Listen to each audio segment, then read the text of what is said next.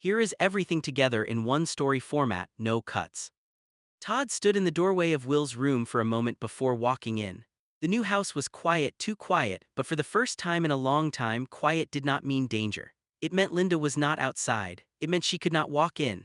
It meant there were locks, rules, and a restraining order between Will and the woman who had hurt him. Todd moved closer to the bed and spoke softly. Will, it's a new day, new house, and she can't enter, so let me get you up. Will did not type anything. His AAC tablet rested beside him, but his hand stayed still. He stared at the wall like he had heard Todd, but the words were too heavy to answer. Todd swallowed hard. He knew Will was awake. He knew his son had heard every word, but he also knew that after everything Linda had said in court, after everything she had done, Will's silence was not attitude, it was pain. Todd sat on the edge of the bed and placed a gentle hand near Will's arm. We know all of this is a lot for you, Todd said. Just remember it was her fault, not yours. You are not a devil baby, you are my son. Will stayed quiet. Todd looked down for a second, trying to keep himself together. Hearing Linda call Will, those words had broken something inside him, but seeing Will believe even a small part of it hurt worse. You hear me? Todd asked softly. You are my son. Nothing she said changes that. Nothing she did changes that. This house is yours. This room is yours. Your chair, your tablet, your bed, your life. She doesn't get to take any of that from you anymore. Will blinked but still did not type. Todd reached for the blanket and pulled it back carefully. I'm going to help you sit up now, okay? Will gave the smallest nod. Todd took his time. He moved slowly, the way he always did when Will was overwhelmed. He helped Will roll, checked his body, and made sure the straps and supports were ready before transferring him. The whole time, Will stayed silent. When Todd finally got him settled in his power chair, Will looked smaller than usual. Not because of the chair, not because of his disability, because the weight of yesterday was still sitting on his chest. Beth appeared at the doorway with a soft smile that did not reach her eyes. Morning, baby, she said. Will looked at her, then looked down. Beth walked in and kissed the top of his head. New house, she whispered, no Linda. Will's fingers twitched near his tablet, but he still did not type. Henry stood behind Beth, quiet for once. Usually he had a joke. Usually he tried to pull Will back into himself with some dumb brother comment, but today even Henry knew this was not the time. Todd noticed him and said, Henry, give him a minute. Henry nodded. I just wanted to say good morning, Henry said softly.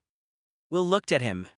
Henry tried to smile. And your room is better than mine, so I'm mad about that. For 1 second Will's mouth twitched. It was small, almost nothing. But Todd saw it. Beth saw it. Henry saw it too, and his eyes filled up fast. He looked away before Will could notice. Todd cleared his throat. All right, Todd said, we're not rushing today. Breakfast first, then we'll unpack whatever you want, and if you don't want to unpack, we don't unpack. This is your day. Will finally moved his hand to the tablet. Everyone waited. The tablet spoke in its flat voice. Door locked. Todd's heart dropped, but he kept his voice calm. Yes, son, front door locked, back door locked, windows locked, alarm on. Will typed again. She can't come. Beth stepped closer. No, she can't come here. Todd nodded, and if she tries, police get called. No warning, no second chance. Will stared at the tablet for a long moment. Then he typed. She said only she can see what I am. Todd's face tightened. Beth covered her mouth. Henry whispered, Will. Todd bent down in front of Will's chair so Will had to see him. No, Todd said firmly. She saw what she wanted to see because she needed someone to blame. That is not truth, that is Linda's sickness. You are not what she called you. Will's eyes filled with tears. The tablet spoke again. Why did Grandma believe it? The room went silent. Todd did not have a quick answer. He wished he did. He wished he could make it simple. He wished he could go back in time and stop Linda before she ever got close enough to hurt Will. I don't know, Todd said honestly, but I know this. Any adult who looked at you and chose her lies over your pain failed you. That includes people who stayed quiet. That includes people who made excuses, and I am sorry. Will's face twisted. Beth knelt beside him. Baby, none of this was because of you. Will typed slower this time. I feel dirty. Beth started crying. Todd closed his eyes for a second, then opened them and reached for Will's hand. "You are not dirty," Todd said. "You were hurt. There is a difference." Will sobbed once, sharp and broken, like he had been holding it in since court. Henry walked forward but stopped himself, waiting. Will looked at him and typed, "Hug me." Henry did not wait after that. He wrapped his arms around Will carefully, the way he had learned to do around the harness and chair supports. "I got you," Henry said, his voice cracking. "I got you, Will." Will cried against his brother while Todd and Bates stood close, both of them trying not to fall apart. For the first time in the new house, Will cried. But this time Linda was not there. This time no one told him he was wrong. No one called him a devil baby. No one made him feel like he had to prove he was worth loving. This time his family stayed. And outside the locked doors of the new house, the old nightmare had no way in. Will's fingers shook over the tablet. Everyone stayed still, giving him the time he needed. The tablet spoke. "I believe that she hated me. I was saying it in my head, but when she called me that, I stopped being delusional that she loved me. But I woke up and she really hates me. How can I deal with my own grandmother hating me?" The room went painfully quiet. Todd looked like the words had hit him in the chest. Bate covered her mouth again, tears already falling. Henry kept one hand on Will's shoulder, but even he did not know what to say at first. Will stared at the tablet, breathing hard. Todd knelt back down in front of him. "Son," Todd said softly, "I wish I could tell you she doesn't hate you. I wish I could lie and say she was just confused or angry or sick in a way that makes it hurt less. But I won't lie to you." Will's eyes stayed locked on him. Todd swallowed. "What she showed you was hate, what she said was hate, what she did was hate, and I am so sorry." Will started crying again, but this time it was quieter. It was not a meltdown. It was the kind of crying that came when a truth finally landed and there was no way to push it away anymore. Bate knelt beside Todd. "But her hate is not your job to fix," Bate said. "You hear me, baby? You do not have to earn love from someone who chose cruelty. You do not have to explain your heart to someone who wanted to hurt it." Will typed with shaking fingers. "She was supposed to love me." Todd nodded, his own eyes wet. "Yes," he said, "she was, and she failed." Will sobbed. Todd reached for his hand. "She failed as a grandmother, she failed as a mother, she failed as a person who should have protected a child instead of hurting him." Will typed. "I keep thinking maybe if I was normal." "No," Todd said quickly but gently. "No, Will, stop right there. This is not because you use a power chair. This is not because you use a tablet. This is not because you need help. This is not because of diapers, therapy, or anything about your body. This is because Linda chose hate." Bate nodded. "You could have been any kind of person, Will. She still would have found something. People like that don't need a reason, they just need someone to blame." Henry wiped his eyes with his sleeve. "She's the broken one," Henry said, "not you." Will looked at Henry. Henry stepped closer. "I know she's grandma," Henry said, his voice shaking. "And I know that makes it worse, but Will, a grandma is supposed to make you feel safe. She didn't, so maybe she doesn't get to be grandma anymore." Will's lip trembled. The tablet spoke. "Then what is she?" Todd looked at Bate. Bate looked back at him, then touched Will's arm. "She is Linda," Bate said. Will stared at her. Bate continued, "That is all, she is Linda. She does not get the title if she used it to hurt you." Todd nodded. "And you deal with her hate by not carrying it for her," Todd said. "She can hate, she can scream, she can call names, she can lie, but we are not letting her put that inside you and make you hate yourself." Will looked down. Todd leaned closer. "That is how we fight this. Not by pretending it doesn't hurt. It hurts like hell. But we fight it by telling the truth every day until her voice gets quieter." Will typed slowly. "What truth?" Todd gently squeezed his hand. "That you are my son, that you are loved, that your life matters, that needing help does not make you less of a man, that being disabled does not make you a burden, that Linda's hate belongs to Linda, not to you." Will cried harder. Bate leaned in and kissed his cheek. "And when you forget," she said, "we will remind you." Henry nodded fast. "Every day if we have to," he said, "even if you get annoyed." For the first time, Will let out a tiny broken laugh through his tears. Henry smiled weakly.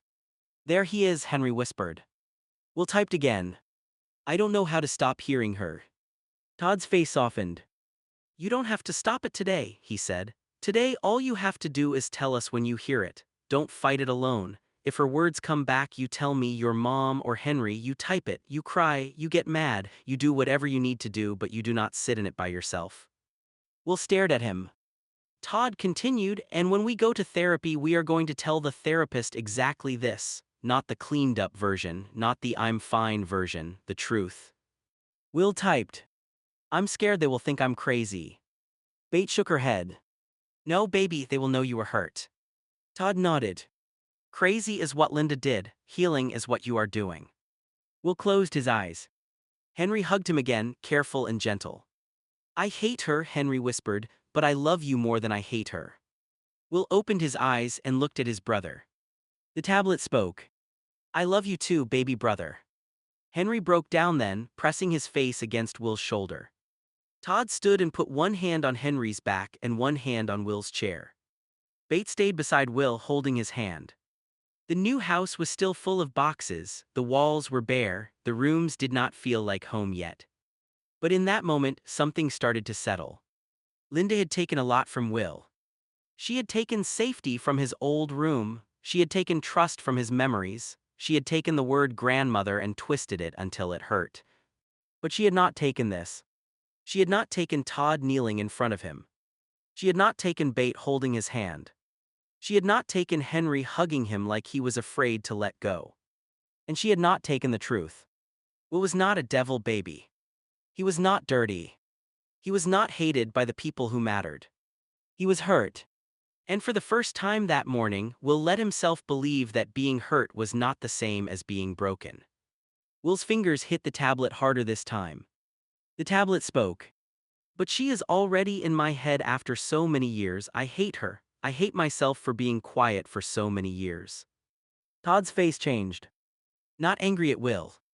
Angry that Linda's voice had lived inside his son for that long. Beth wiped her tears and moved closer, but Todd gently held up one hand, not to stop her, but to tell her he had this part. He knelt in front of Will's chair again. Look at me, son. Will looked down. Todd's voice stayed soft. Will, look at me. Slowly, Will lifted his eyes. Todd took a breath.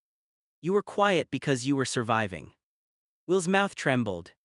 Todd continued, you were not quiet because you were weak. You were not quiet because you agreed with her. You were not quiet because you deserved it. You were quiet because a child and then a hurt young man was trying to stay safe around someone who made him feel small. Will's eyes filled again. The tablet spoke. I should have told. Todd shook his head. No, she should have stopped. Will froze. Todd repeated it firmer this time. She should have stopped, the blame starts and ends with her. Beth knelt beside Will's chair. Baby, when someone hurts you for years, your brain learns how to get through the day. Sometimes that means staying quiet. Sometimes that means pretending it does not hurt. Sometimes that means telling yourself maybe they love you because the truth is too painful to hold all at once. Will sobbed. Beth touched his hand. That was not you failing, that was you trying to survive something no one should have put on you. Henry stood behind Will, crying silently now. Will typed again. I hate myself. Todd's eyes broke, but his voice did not. I know you feel that right now, Todd said, but I am going to say something and I need you to hear me. That hate does not belong to you. Will stared at him. Todd pointed gently toward Will's chest. She put it there, she put her poison in your head and made you think it was your own voice, but it is not yours, it is hers. Will's breathing got shaky. Todd leaned closer. When you hear that voice telling you that you are bad, dirty, a burden, or a devil baby, I want you to say, even if it is only in your head, that is Linda talking. Not Will, Linda. The tablet spoke. What if I believe it? Beth answered this time. Then we will believe the truth for you, until you can believe it again. Henry stepped around to the front and wiped his face. And I'll be annoying about it, he said, like really annoying. Will looked at him through tears. Henry sniffed. You know I can be annoying. For a tiny second, Will's face shifted like he wanted to smile, but the pain pulled him back down. The tablet spoke again. I let her win. Todd shook his head. No, son, you are sitting here, you are talking, you are telling us the truth. That is not her winning. Will looked away. Todd gently turned the tablet so Will could see the screen. Linda wanted you silent, right now you are not silent. Bate nodded. She wanted you ashamed, right now you are telling us what she did.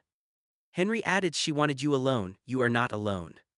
Will started crying harder. Todd opened his arms a little. Come here if you want. Will leaned forward as much as his harness allowed. Todd carefully wrapped his arms around him, protecting the tube, the straps, and the parts of Will's body that needed support. Will cried into his father's shoulder. Todd held him and whispered, I am sorry I did not know sooner. I am sorry you carried her voice alone, but you are not carrying it alone anymore. Will sobbed harder. Bate placed one hand on Will's back and one on Todd's shoulder. Henry stayed close, his hand resting on the side of Will's chair. After a while, Will pulled back just enough to type. I don't know how to get her out of my head. Todd wiped his own face. Little by little, he said, not all today, not all this week, maybe not all this year, but every time her voice shows up, we answer it with ours. Will typed. What if I get tired? Then rest, Bate said, healing is not a race. What if I get mad? Then get mad, Todd said, you have a right to be angry. What if I cry every day? Henry leaned in. Then I'll bring tissues every day, he said, and maybe snacks for me mostly. A weak sound escaped Will. It was not quite a laugh, but it was close enough to make Bate smile through her tears. Todd brushed Will's hair back. You do not have to forgive her today, Todd said. You do not have to understand her, you do not have to make peace with what she did. The only thing I want from you today is this: do not punish yourself for what she did. Will stared at him. Todd's voice broke. Please, son, hate her if you need to, be angry, scream, type every ugly word you need to type, but do not turn her cruelty into a weapon against yourself. Will looked down at his hands. The tablet spoke quietly. I was scared. Todd nodded. I know. I was little. Bate closed her eyes and cried. Todd nodded again. Yes, you were. I needed help. Henry whispered, you should have got it. Todd swallowed hard. You should have, Todd said, and I am so sorry. Will's face crumpled. For years, he had blamed himself for silence. For years, he had thought quiet meant guilt, but now, with his family around him, the truth was finally being said out loud. He had been scared. He had been little. He had needed help. And none of that made him guilty. Todd placed his hand over Will's. Linda's voice may be in your head, Todd said, but so is mine now. So is your mom's, so is Henry's, and we are going to be louder. Henry nodded. Way louder. Bate kissed Will's forehead. And kinder. Will closed his eyes as tears slid down his face. For the first time that morning, he did not try to stop them. He let himself cry for the little boy who had stayed quiet. He let himself cry for the years he lost believing silence was his fault. And while he cried, Todd held him. Bate stayed beside him. Henry stood guard like a brother with no plan except love. Linda's voice was still there. But now, it was not the only voice in Will's head. And for today, that was enough. Todd wiped his face and took a slow breath. Henry, he said, turning toward the doorway, get you and Will some food while your mom and I talk. Henry looked from Todd to Bate, then back at Will. Okay, Henry said quietly, come on, Will. Will's eyes were still red, but he moved his hand to his controls. Henry walked beside his power chair as they headed toward the kitchen. The house was still new, so the kitchen felt strange. Boxes sat near the wall and half the plates were still packed, but Henry opened a cabinet like he had a mission. What do you want? Henry asked. Will looked at him. Henry raised his hands. Okay, dumb question, we don't even know where half the food is. Will typed slowly. Anything. Henry nodded. Anything is my specialty. Back in the living room, Bate turned to Todd. What's wrong? Todd rubbed both hands over his face. He looked exhausted in a way Bate knew too well, not tired from moving boxes, not tired from a long night. Tired from trying to keep the family from falling apart. The APS worker that Linda called, Todd said, she gave me a therapist we can see. Bate stared at him. Todd continued, I'm going to book an appointment for us. Bates' face softened but worry came with it. For Will, she asked. Todd nodded, for Will but not just Will. Bate understood before he finished. Todd swallowed hard. For all of us. Bate sat down slowly. Todd looked toward the kitchen, where Henry was pretending to know what he was doing with food. Linda hurt Will, Todd said, but she also hurt this whole family. Henry heard what she called him. You saw Will break. I saw my son ask how to deal with his own grandmother hatting him. I don't know how to fix that by myself. Bates' eyes filled again. Todd's voice cracked. And I keep thinking, what if we say the wrong thing? What if we push too hard? What if we don't push enough? What if Will starts believing her more than us? Bates stood and walked over to him. Todd, she whispered. He shook his head. No, Bate, I mean it. I'm his dad. I'm supposed to know what to do and I don't. Bate wrapped her arms around him. You're doing it, she said. You got him out of that house. You got us here. You told him the truth. You held him when he cried. That is doing something. Todd hugged her back, but his body shook once. I should have known, he whispered. Bate closed her eyes. I know. I should have seen it. I know. I should have protected him from her years ago. Bate pulled back just enough to look at him. We both should have, she said softly, but blaming ourselves until we break is not going to help Will. Getting help will. Todd nodded, but tears still ran down his face. That APS worker said the therapist works with trauma and disabled adults. She said they also help families after abuse cases. Bate wiped her cheek. Then book it. Todd looked surprised by how fast she answered. Bate nodded, book it today. Todd breathed out. I was worried you would think I was overreacting. Bate gave him a sad look. Todd, our son asked if his grandmother hates him. There is no overreacting anymore. In the kitchen, Henry found a box of crackers and held it up like he had won a prize. Breakfast of champions, he said. Will typed something and the tablet spoke loud enough for Todd and Bate to hear. That is not food. Henry gasped, how dare you, this is gourmet. Todd and Bate both looked toward the kitchen. For one small second, the pain in the house loosened. Bate squeezed Todd's hand. See, she said softly, he's still in there. Todd nodded, wiping his face. Yeah, he whispered, and we're going to help him stay. Bate leaned against him. Call the therapist. Todd pulled out his phone, his hands still a little shaky. He looked once more toward the kitchen. Henry was putting crackers on a plate beside something that looked like yogurt, while Will watched him with tired eyes. It was not normal. Not yet. But it was a start. Todd looked down at the number the APS worker had given him. For years, Linda's voice had been in Will's head. Now Todd was making sure Will would have more than family love fighting back. He would have help. Real help. And this time, no one was waiting until the damage got worse. In the kitchen, Henry set a small plate down on the table like he was serving a 5-star meal. Crackers, Henry said, pointing proudly, and yogurt, and your formula. Will looked at the feeding tube supplies beside him, then at the food. His fingers moved across the tablet. I hate this tube. Todd and Bate had just walked into the kitchen when the tablet spoke. Todd stopped beside Will's chair, his face softening. We know, Todd said. Will's eyes stayed on the formula. The tablet spoke again. I am eating now, why can't they take this out?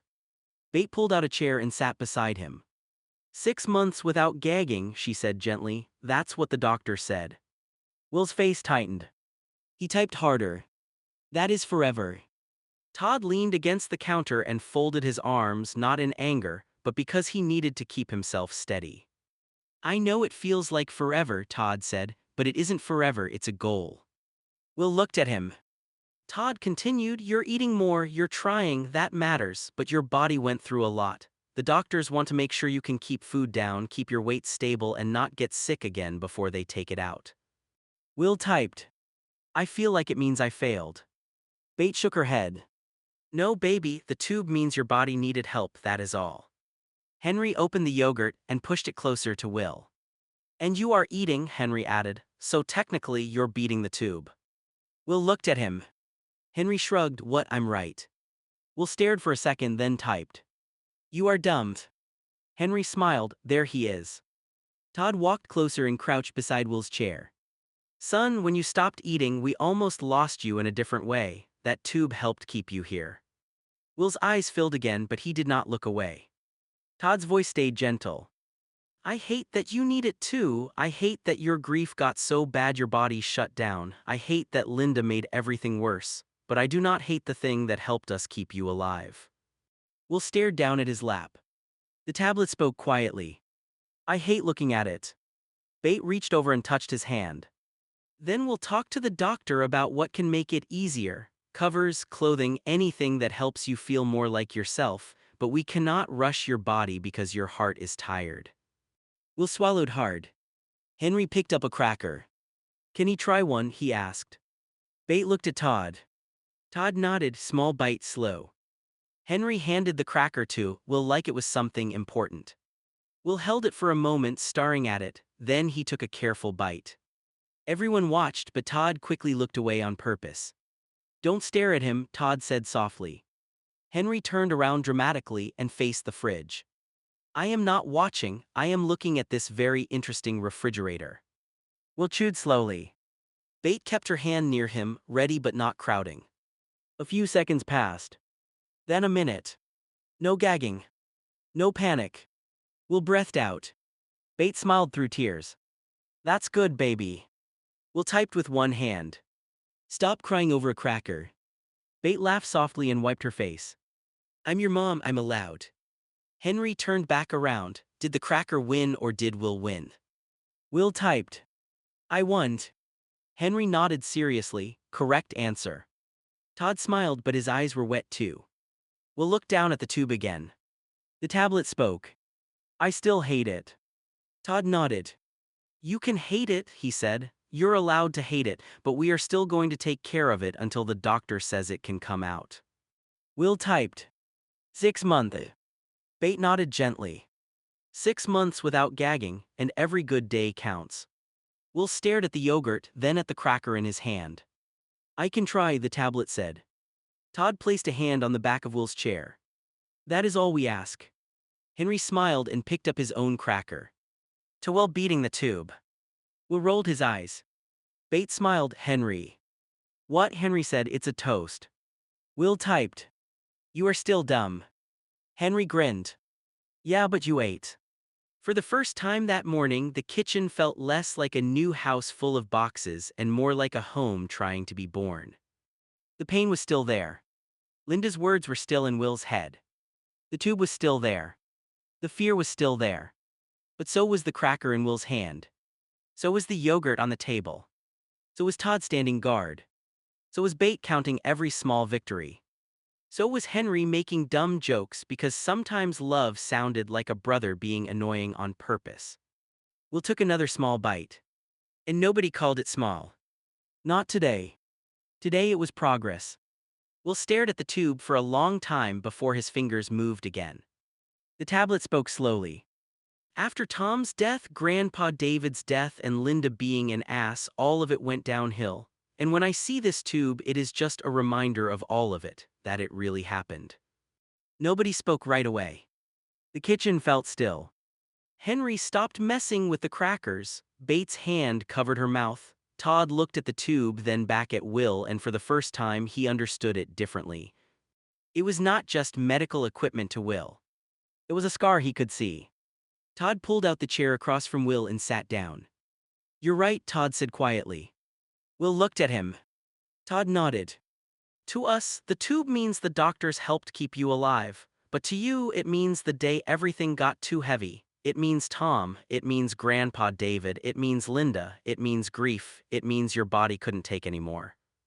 Will's eyes filled with tears. The tablet spoke. Every time I look at it, I remember I broke. Bate quickly shook her head. No, baby. Will typed harder. I did. Todd leaned forward. No, you didn't break, you got hurt past what one person should carry. Will's face twisted. Todd kept his voice calm, but his eyes were wet. Son, if a bridge has too much weight on it and it cracks, we don't blame the bridge, we ask why so much weight was put on it. Will stared at him. Todd pointed gently toward the tube. That tube is not proof that you failed. It is proof that too much happened to you at once and your body needed help surviving it. Henry wiped his eyes and looked down at the yogurt. I never thought about it like that, he said softly. Will typed. I hate that it is on me. Bate moved closer. I know, she said, and you are allowed to hate it. Will looked at her. Bate continued, you can hate the tube and still let it help you. You can hate what it reminds you of and still take care of it. Both can be true. Will's breathing shook. The tablet spoke. I miss Tom. Todd closed his eyes for a second. I know. I miss Grandpa David. Bate reached for Will's hand. I know, baby. I hate Linda. Henry's jaw tightened. Same. Bate glanced at him, but she did not correct him. Will typed again. I hate that all of them are connected in my head. Todd nodded slowly. Then that's something we tell the therapist, he said. Exactly like that, not just Will hates the feeding tube. We tell them what the tube means to you. Will looked down. Todd continued, because maybe we can't take it out today, but we can help make it less powerful. We can help your brain stop seeing it as the whole story. Will typed. What is the whole story then? Todd's voice softened. The whole story is that Tom loved you, Grandpa David loved you, Linda hurt you, you almost gave up eating, the doctors helped, we stayed, Henry stayed, your mom stayed, and now you are here in a new house eating crackers and yogurt even though everything hurts. Will swallowed hard. Bate squeezed his hand. The tube is one chapter, she said, a hard one, but it is not the ending. Will's tears spilled over. The tablet spoke. It feels like the ending. Todd stood and walked around the table. He crouched beside Will's chair. I know it does, he said, but endings don't look like this. Will looked at him. Todd pointed to the cracker in Will's hand. Endings don't take bites. Henry sniffed and added, endings don't call me dumb. Will let out a broken breath that almost sounded like a laugh. Todd smiled sadly. Endings don't ask for help, endings don't move into new houses, endings don't sit at a kitchen table with people who love them. Will stared at the tube again. Todd followed his gaze. One day when the doctor says it is safe, that tube will come out, and when it does, we are not just going to throw it away like it meant nothing. Will blinked. Bate looked at Todd, surprised. Todd continued, we are going to mark that day, not because the tube was good, but because you made it through what it stood for. Will typed slowly. Like a goodbye. Todd nodded. Yeah, like a goodbye. Henry sat up straighter. We could do a goodbye tube party. Bate gave him a look. Henry shrugged, what, bad name, good idea. Will typed. Very bad name. Henry smiled a little. But good idea. Will stared at him, then typed. Maybe. Bate smiled through tears. Todd touched Will's arm. Until then, we take it one day at a time, we feed your body, we help your heart, we tell the therapist the truth, and when the tube reminds you of everything bad, we remind you of everything that is still here. Will looked around the kitchen.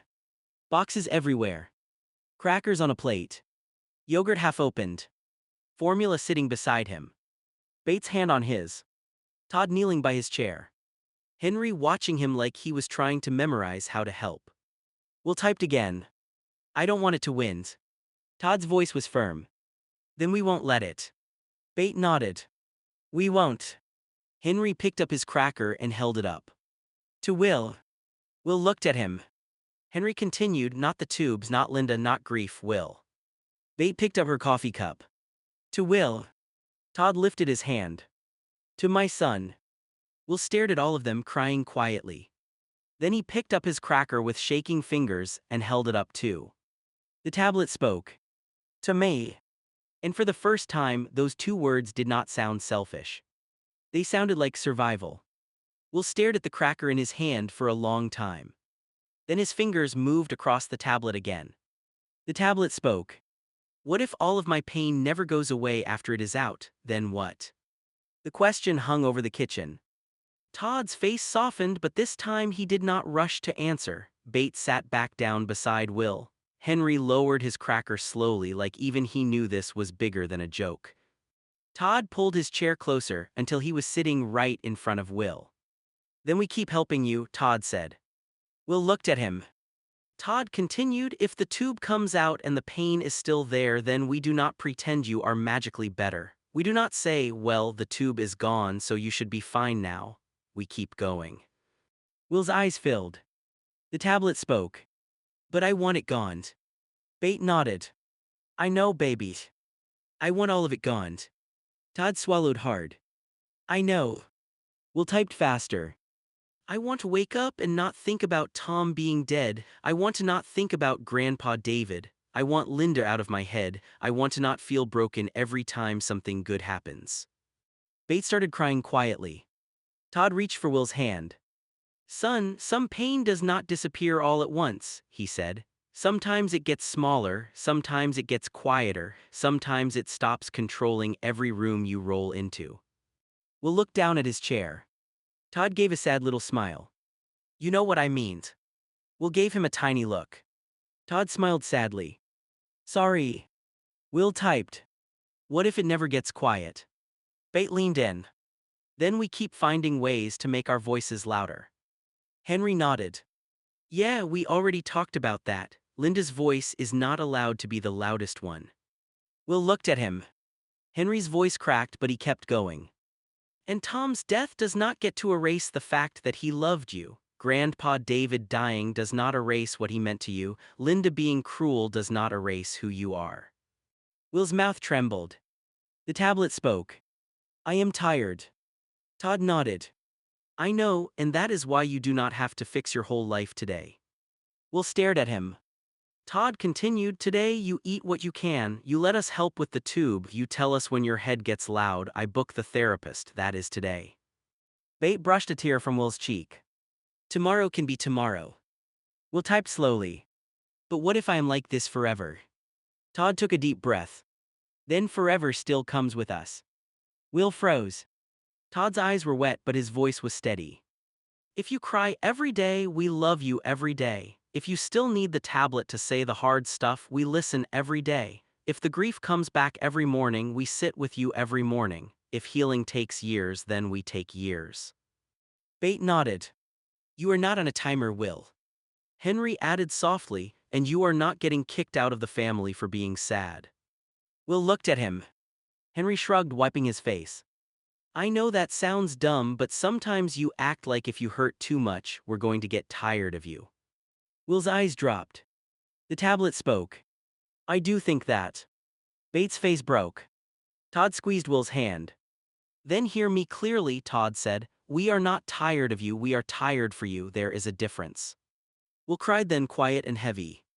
Todd kept holding his hand. I want the tube out too, Todd said. I want Linda gone, I want Tom alive, I want Grandpa David here, I want every bad thing to undo itself. But if we cannot have that, then we are going to build a life around the truth that you are still here.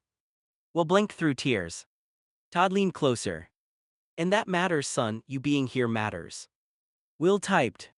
What if here hurts? Bate answered softly. Then we make here safer. Henry looked around the kitchen.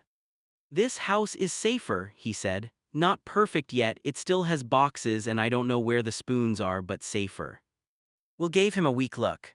Henry pointed at him. That look means you agree. Will typed. No. Henry nodded, that means yes. A tiny breath escaped Will again, almost a laugh. Todd smiled for half a second, then grew serious. When the tube comes out, he said, some pain might still be there, but maybe by then you will have more tools, a therapist, a safer house, a family that knows more, a brother who will not shut up. Henry nodded proudly, that part is already true. Bates smiled through tears. Todd continued, the goal is not to erase Tom, it is to remember him without feeling like you are dying too. The goal is not to pretend Linda never hurt you, it is to make sure her hurt does not own you. The goal is not to forget Grandpa David, it is to carry his love without carrying only the loss. Will stared at the table. The tablet spoke quietly. That sounds hard. Todd nodded. It is. Will looked up. Todd did not lie. It is hard, Todd said, but you have already done hard things. Will typed. I did not want to. I know, Todd said, but you did them anyway. Bate touched Will's shoulder. You survived the days you thought would end you. Henry whispered, and you're still my brother. Will looked at him. Henry's eyes filled again. Not Linda's words, not a tube, not grief, my brother. Will's face crumpled and he reached for Henry. Henry moved fast, hugging him carefully. Will typed with one hand while Henry held him. I don't want to be alone with it. Todd stood and put his hand on Will's back. You won't, Bate. Bate leaned in on the other side. Never. Henry held tighter. Even when I'm annoying. Will typed. Especially then. Henry laughed through tears.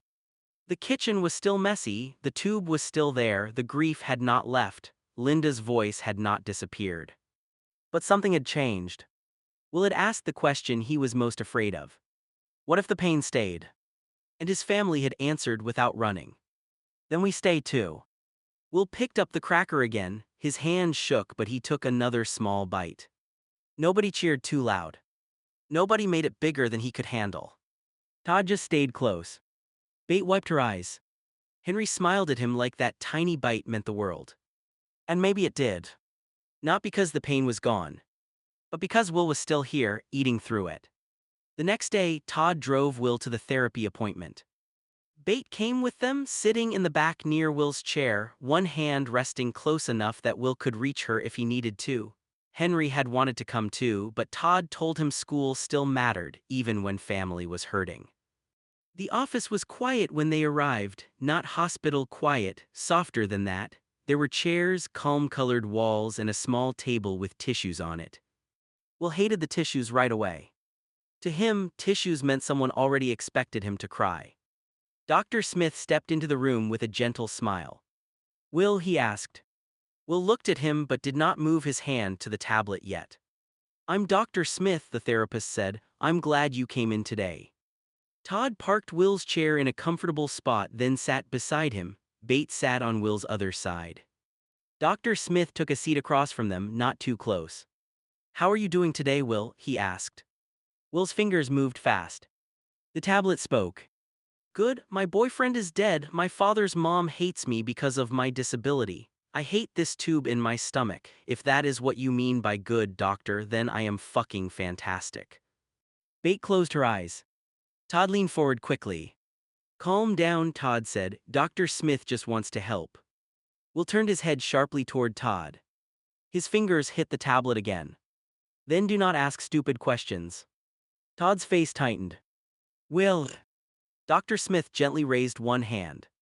It's okay, he said. Todd stopped but his jaw stayed tense. Dr. Smith looked at Will, not angry, not shocked. You're right, Dr. Smith said. Will stared at him. Dr. Smith nodded. That question was too small for what you're carrying. I asked it because it is how sessions usually start, but your answer told me something important. Will's eyes narrowed. The tablet spoke. What? That you are tired of people acting like this pain is normal, Dr. Smith said, and you are tired of having to make it sound polite. Will did not type. Todd looked down, his guilt showing on his face. Dr. Smith continued, so let me ask it better, what is the loudest pain today? Will's hand hovered over the tablet. Bate watched him carefully. After a long moment, Will typed. The tube. Todd looked surprised. He had expected Linda, maybe Tom, maybe the court. Dr. Smith nodded. What does the tube say to you when you see it? Will's breathing changed. Bate reached toward him but stopped when Will started typing again. The tablet spoke. It says Tom is dead, Grandpa David is dead, Linda hates me, I stopped eating, I broke, I am still broken. The room went still. Todd looked like he wanted to argue, to tell Will he was not broken, but Dr. Smith spoke first. That is a lot for one tube to say, Dr. Smith said softly. Will's eyes filled but he still looked angry. The tablet spoke. I know it is not really talking. I know you know that, Dr. Smith said, but reminders can feel loud. A thing can become connected to a whole season of pain. Will looked down at his lap. Dr. Smith leaned back slightly. So right now the tube is not just a medical device, it is a reminder. Will typed. Yes. A reminder of loss. Yes. A reminder of your body needing help. Will hesitated. Then he typed. Yes. A reminder of feeling out of control. Will's face crumpled. Yes. Todd swallowed hard. Dr. Smith looked at him briefly, then back to Will. And maybe a reminder that people kept making decisions around your body while you were already overwhelmed. Will's fingers froze. Todd looked up fast. Dr. Smith's voice stayed gentle. Not because your family was trying to hurt you, I can see they love you, but medical trauma can still feel like trauma even when people are trying to save your life. Will stared at Dr. Smith. Then he typed one word. Yes. Bates started crying silently. Todd looked at Will. Son, Todd said softly, I didn't know it felt like that. Will typed without looking at him. I know. Todd flinched at that, not because Will was cruel but because Will was honest. Dr. Smith turned toward Todd. Mr. Todd, when Will gets angry here, try not to rush him into calming down too fast. Todd blinked. I was just trying to keep him from. I understand, Dr. Smith said. You are trying to protect him. But sometimes when someone has been silenced for years, anger is the first honest sound they can make. Todd's eyes filled. Will looked at Todd. Dr. Smith continued, calm matters, safety matters, but so does letting Will say the ugly truth without immediately correcting the tone. Todd breathed out slowly. Then he turned to Will. I'm sorry, Todd said. Will's face softened just a little. Todd continued, I heard the cussing and the anger and I jumped in like I had to stop it, but you were answering him, you were telling the truth. Will typed. I was not mad at you. Todd nodded. I know, but I still stepped in too fast. Bate wiped her face. Dr. Smith looked back at Will. Can we try something? Will typed. What? For today, you do not have to like the tube, you do not have to call it good, you do not have to pretend it helped, but maybe we separate what the tube is from what happened to you. Will frowned. Dr. Smith continued, the tube is plastic, medicine, food, and care. The pain is Tom's death, Grandpa David's death, Linda's cruelty, fear, grief, and loss of control. They are connected in your mind right now, but they are not the same thing. Will stared at him. The tablet spoke. It feels the same. I believe you, Dr. Smith said, so we won't force it apart today, we just name it. Will typed. Name what? Dr. Smith pointed gently, not at the tube itself, but toward the idea of it. When you see the tube and feel that wave hit you, you can say this is a trauma reminder, not I am broken, not I failed, not Linda was right, just this is a reminder and reminders pass. Will looked doubtful. That sounds dumb. Dr. Smith smiled softly. It might feel dumb the first 100 times. For the first time, Bate let out a tiny laugh through her tears. Will looked at her, then back at Dr. Smith. The tablet spoke. What if it does not pass? Then someone sits with you until it does, Dr. Smith said. Todd nodded immediately. I will. Bate added me too. Will's eyes dropped. Dr. Smith noticed. You expected them to get tired, he said. Will did not type. Todd whispered Will.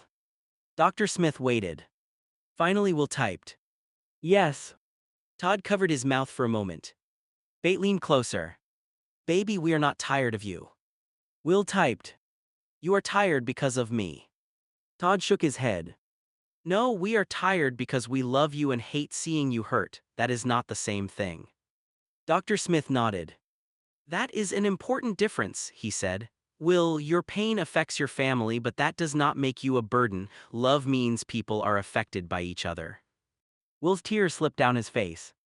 The tablet spoke. I hate that I need this much help. Dr. Smith leaned forward slightly. I understand, but needing help is not the opposite of being strong.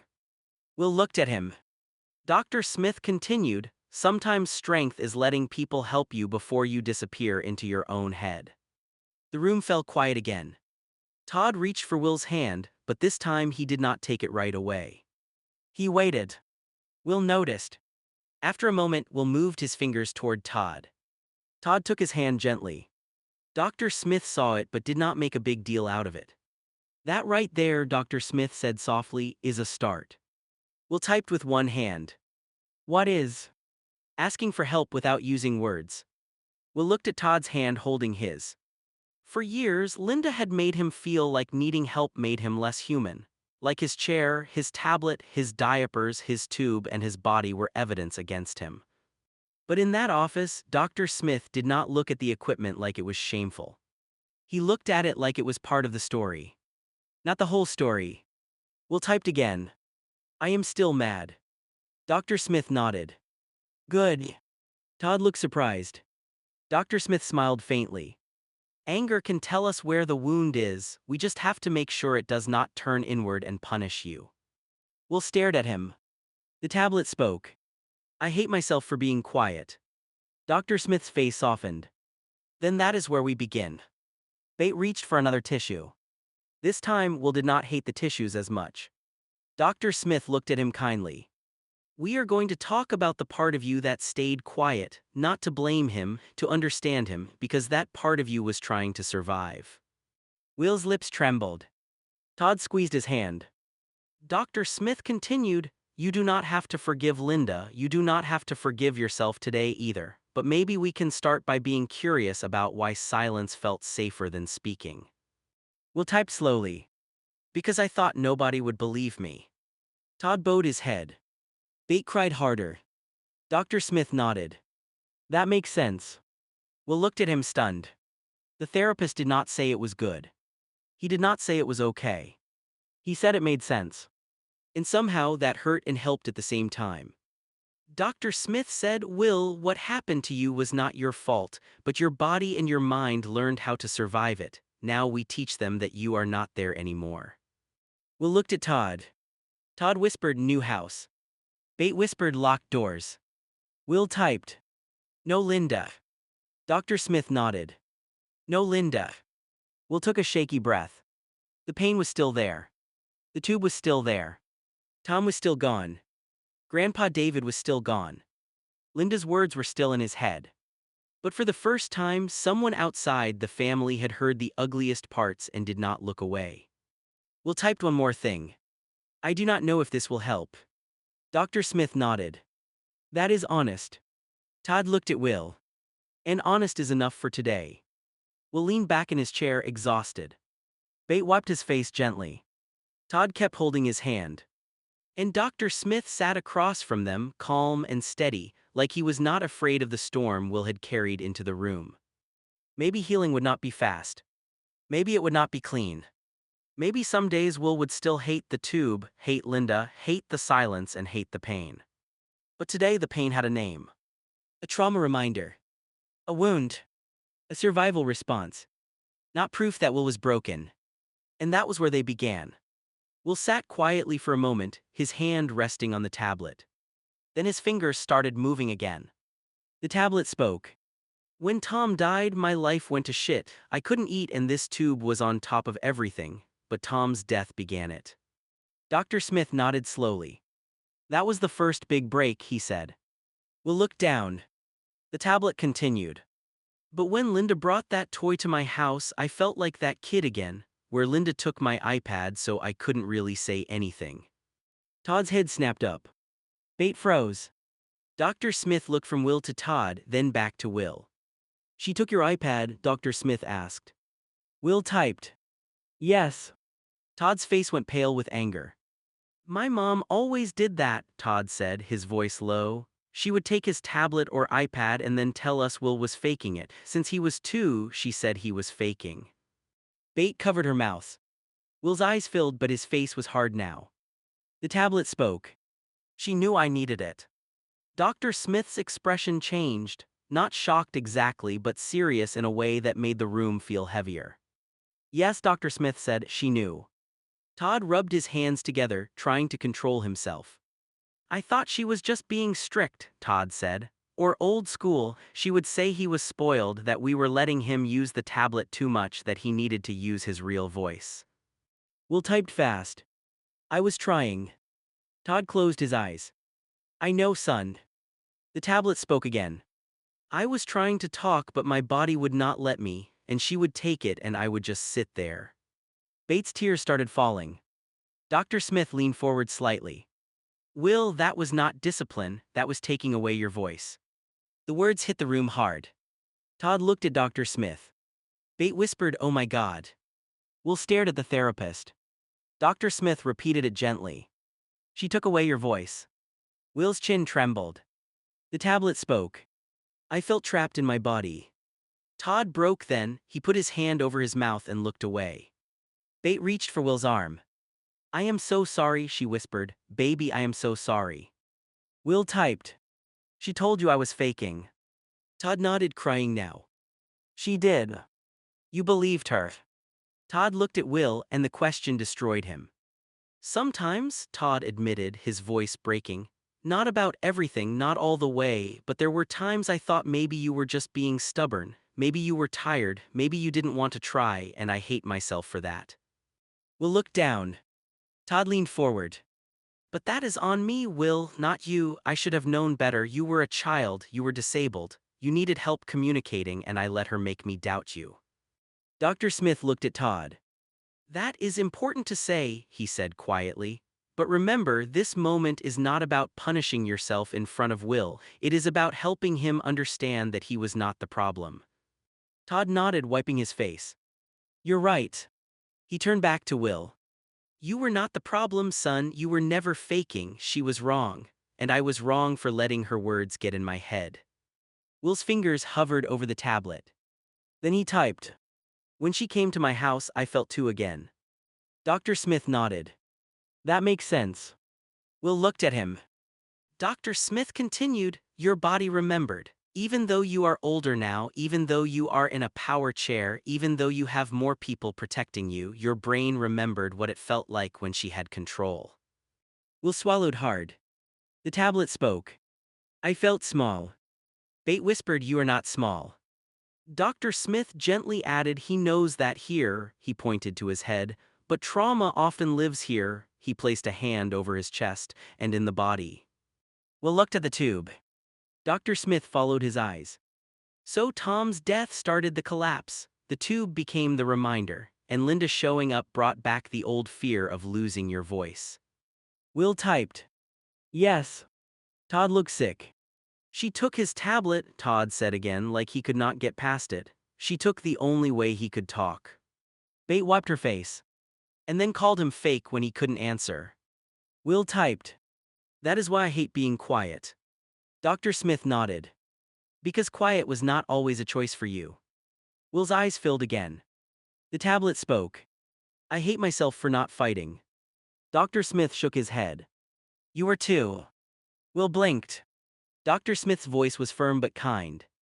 "You were too, and then you were a child.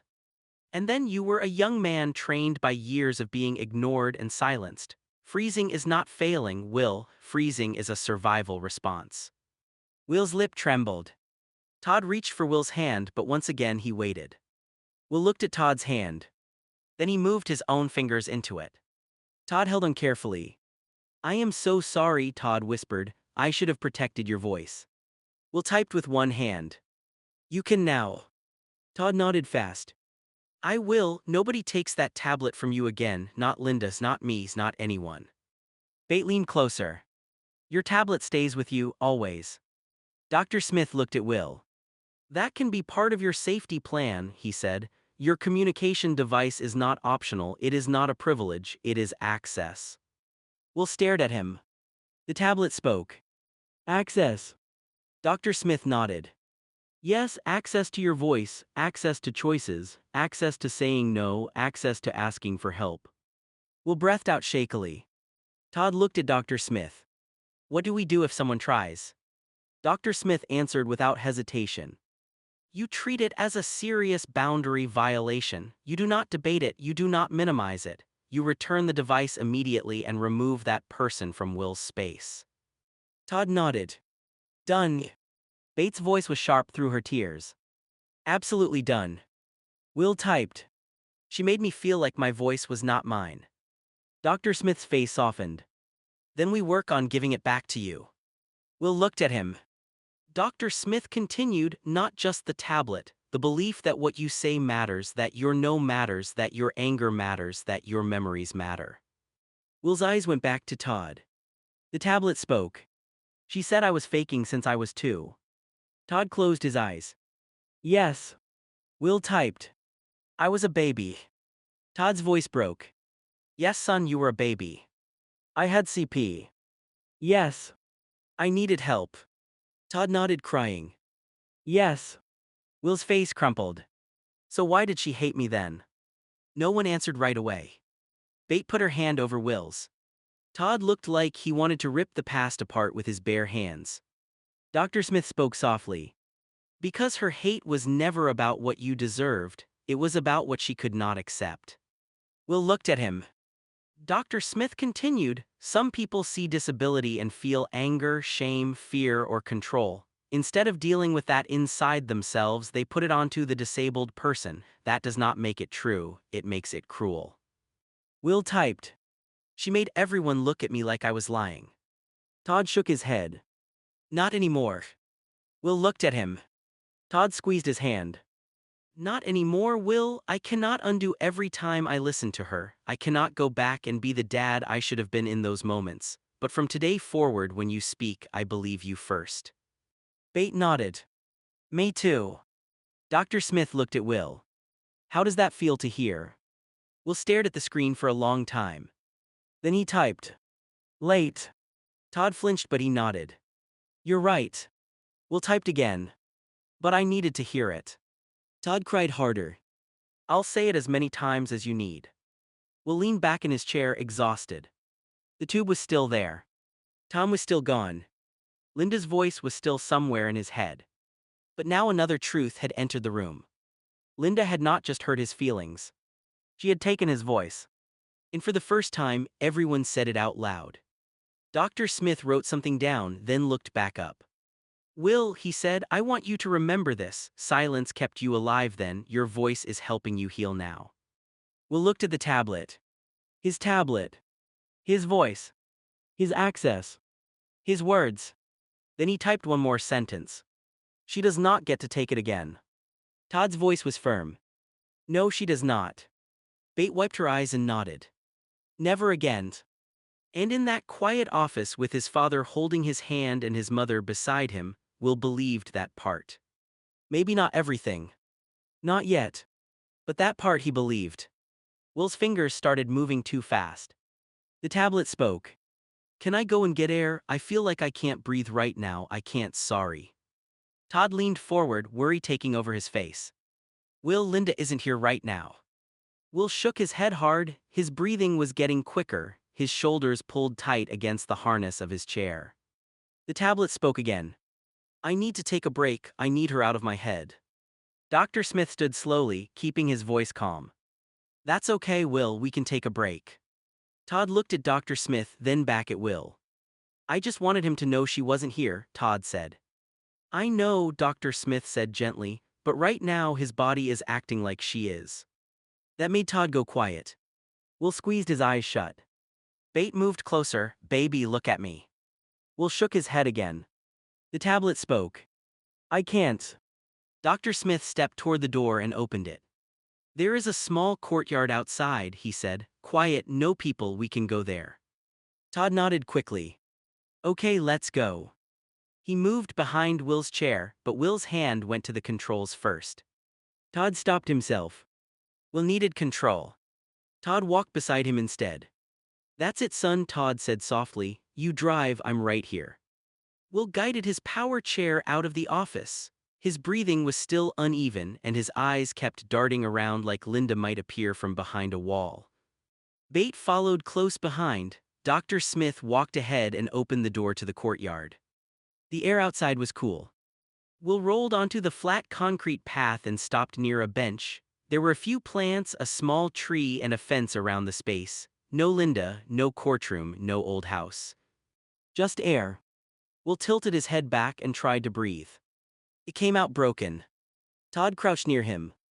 Will. Dr. Smith spoke softly. Todd, instead of telling him Linda isn't here, try asking him what he sees. Todd looked confused for half a second, then nodded. He turned back to Will. Okay, son, tell me what you see. Will's fingers shook over the tablet. The tablet spoke. Tree. Todd nodded. Good, what else? Fence. Bate wiped her face. What else, baby? Mom. Bate smiled through tears. Yes, I'm here. Will's breathing was still fast but not as sharp. Todd stayed low beside him. What else do you see? Will looked at him. The tablet spoke. Dad. Todd's eyes filled. Yeah, I'm here too. Dr. Smith crouched a few feet away, giving Will space. Can you feel the chair under you? He asked. Will nodded a little. Can you feel your hand on the controls? Will looked down and nodded again. Dr. Smith said, good, that tells your body you are here, not back there. Will closed his eyes. The tablet spoke. She is in my head. Todd's face tightened, but he kept his voice gentle. I know. Will typed. She took my voice. Bate whispered she can't take it now. Will opened his eyes and looked down at his tablet. His fingers hovered over it. Dr. Smith said, that tablet is with you, your dad is not taking it, your mom is not taking it, I am not taking it, you can say stop, you can say break, you can say no. Will swallowed hard. The tablet spoke. No. Dr. Smith nodded. That's right. Will typed again. Break. Todd nodded quickly. Yes, we are taking a break. Will stared at the screen. Then he typed one more word. Mind. Todd looked at the tablet, then at Will. Yes, Todd said, voice breaking, it is yours, your voice is yours. Bate covered her mouth as tears slipped down her face. Will's breathing started to slow. Todd stayed beside him, not touching him yet. Can I hold your hand? Todd asked. Will looked at him. For a second he did not answer. Then he moved his hand toward Todd. Todd took it gently. I'm sorry I said Linda isn't here, like that would fix it, Todd said. I know she feels here when your head gets loud. Will typed with one hand. I know you tried. Todd nodded.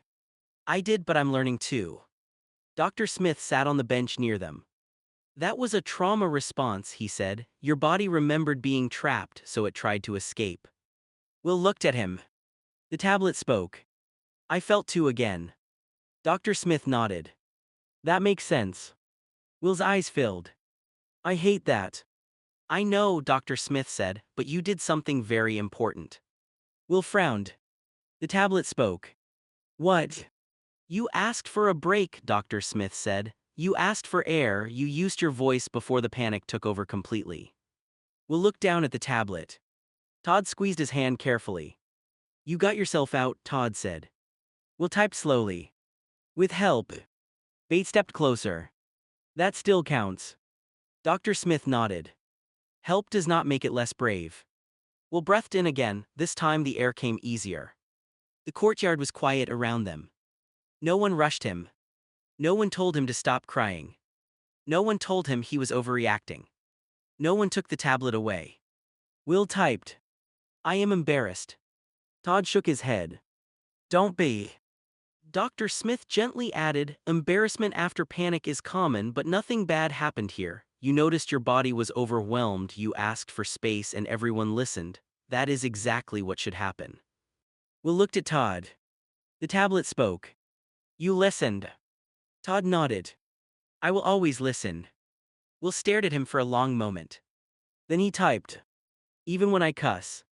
Todd gave a small sad smile. Even when you cuss. Bate wiped her eyes. Maybe not at your mother every day, she said softly. Will looked at her. The tablet spoke. No promises. Bate laughed through her tears. Todd let out a breath he did not know he had been holding. Dr. Smith smiled gently, then said, when you are ready, we can go back inside, or we can finish out here for a few minutes. Will looked at the office door. His body tightened again, but not as badly. The tablet spoke. Out here. Dr. Smith nodded. Out here is fine. Todd stayed beside Will's chair, Bate sat on the bench. Dr. Smith kept enough distance to let Will breathe. For a few minutes, no one talked about Linda. They talked about the tree, the fence, the cold air, the chair under Will, the tablet in his hand, the family around him. Little by little, Will's body came back to the present. Linda was still in his head. But she was not in the courtyard. She was not holding his tablet. She was not standing over him. She was not deciding when he could speak. Will looked at the screen and typed one last thing before resting his hand. She is loud. Todd nodded. Then we will be louder. Bait leaned forward. And safer. Dr. Smith added, and patient. Will closed his eyes, breathing slowly now. For once, the break did not feel like failure. It felt like proof. He could leave. He could speak. He could ask for air. And this time, someone opened the door. Will's hand moved back to the tablet. The tablet spoke. I am done feeling trapped. Linda was doing that in her crazy way, but I can't explain it. Dr. Smith nodded slowly. You do not have to explain it perfectly, he said. We can find the words together. Will looked at him, still breathing hard. Todd stayed beside his chair. I want to understand, Todd said softly. I really do. Will's eyes filled with frustration. The tablet spoke again. She did not lock me in a room, she did not tie me down, but it felt like I could not move, like I could not talk, like if I did anything she would make everyone think I was bad. Bate wiped her eyes. Dr. Smith leaned forward a little. That is a trap, he said. Will looked at him. Dr. Smith continued, sometimes being trapped is not only a locked door, sometimes it is fear. Sometimes it is someone controlling your voice. Sometimes it is knowing they will twist anything you do against you. Will stared at him. The tablet spoke. Yes. Todd's jaw tightened.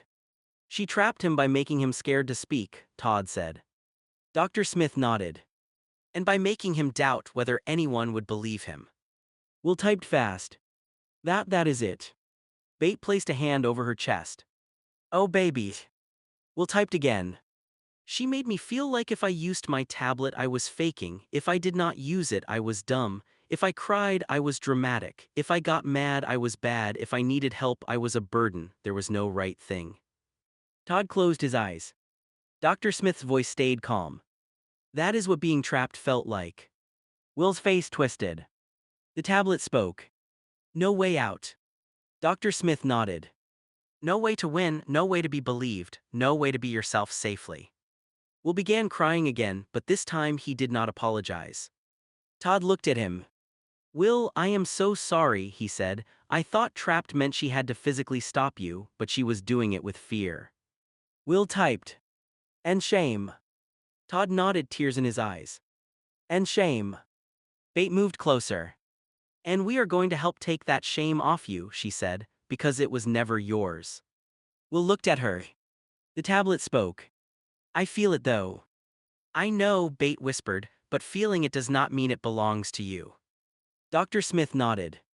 That is something we will work on. Shame can feel like proof, but sometimes it is just something someone else forced you to carry.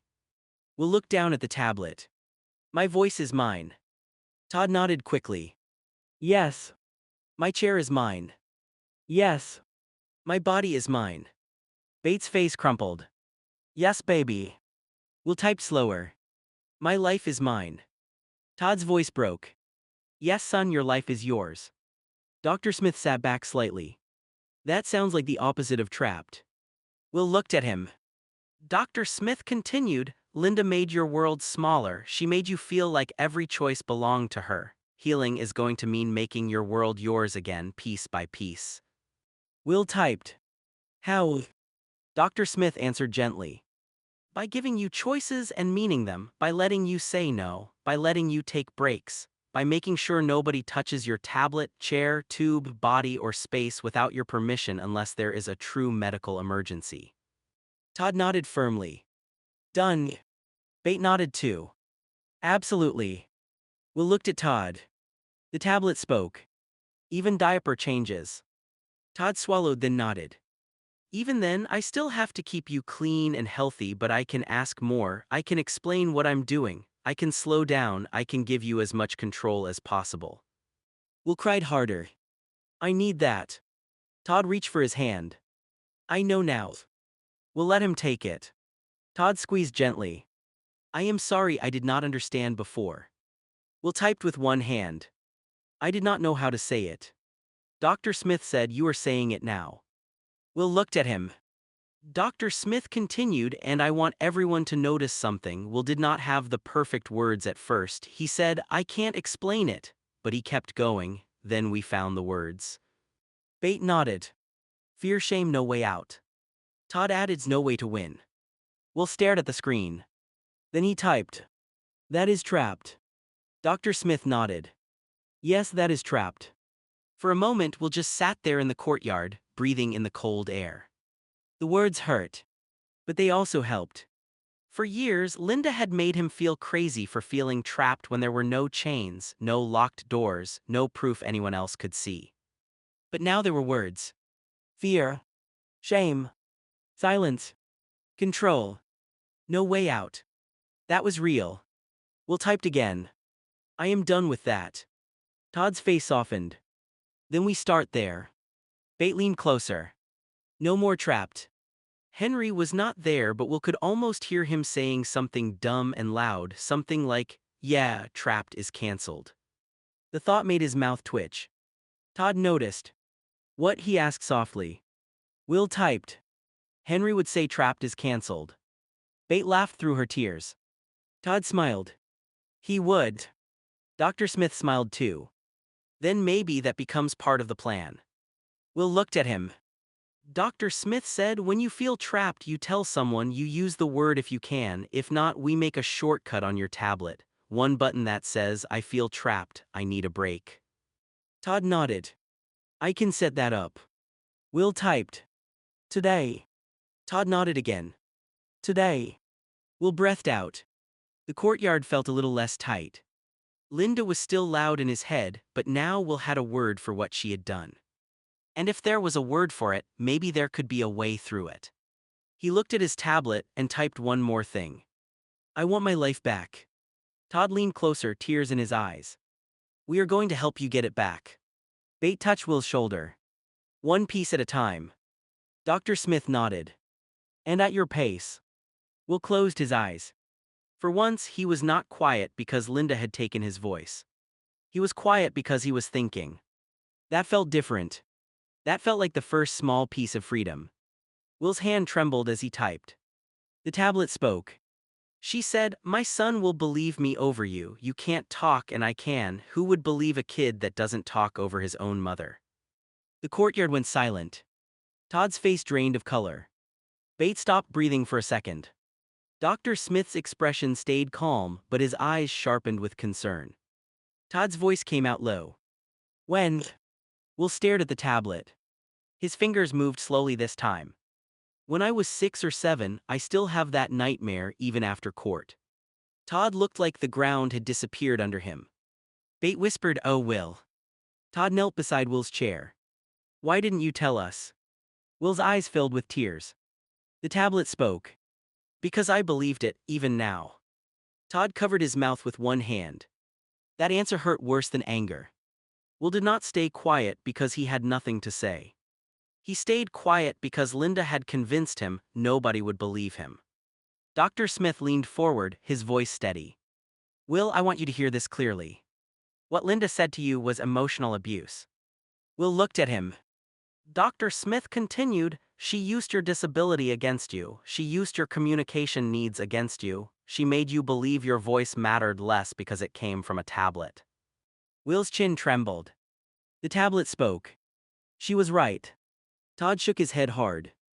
"No." Will typed again faster. She talked, I typed, people listened to talking." Todd's eyes filled. Dr. Smith lifted one hand gently. "Will, people failing to listen does not make Linda right, it means those people failed." Will froze. Dr. Smith repeated it. "She was not right, she was counting on adults failing you." Bate started crying again. Todd looked at Will like he wanted to go back in time and rip that moment away from him. "I would have believed you," Todd said. Will looked at him. The tablet spoke. "You did not always believe me." Todd flinched. The truth landed hard. He nodded slowly. "You're right," Todd said, voice breaking. "I didn't always, and I am sorry." Bate reached for Todd's shoulder, but he kept his eyes on Will. Todd continued, "I can't stand here and pretend I got it right every time. I let her get in my head, I let her make me doubt you. That is my failure, not yours." Will's tears spilled over. The tablet spoke. "That is why I believed her." Todd cried then, quiet and broken. "I know," he whispered, "I know, son." Dr. Smith looked at Todd. "This is important, Will needs truth, not defense." Todd nodded, wiping his face. I know. Then he looked back at Will. Linda said my son would believe her over you, and sometimes, son, I gave her reason to think that. Bate covered her mouth, sobbing. Todd's voice shook. But not anymore, not ever again. Will stared at him. Todd leaned closer. I believe you now. I believe 6-year-old you. I believe 7-year-old you. I believe the kid who couldn't get the words out. I believe the man sitting in front of me right now. Will squeezed his eyes shut. The tablet spoke. I needed you then. Todd nodded, tears running down his face. You did. I was scared. I know. I thought I was alone. Todd's voice broke. You should not have been. Dr. Smith let the silence sit for a moment before speaking. Will, that nightmare is not just a memory. It is your brain replaying the moment you learned not to trust your own voice. Will opened his eyes. Dr. Smith continued, that is why court did not erase it. Court may have proved Linda was wrong legally, but your body still remembers being a child who thought nobody would believe him. Will typed slowly. How do I stop believing her? Dr. Smith answered gently. Not by forcing yourself, by giving that younger version of you new evidence over and over. Will looked confused. Dr. Smith said, every time you speak through your tablet and someone listens, that is new evidence. Every time you say no and someone respects it, that is new evidence. Every time you tell the truth and your parents believe you, that is new evidence. Todd nodded. I can do that. Bate wiped her face.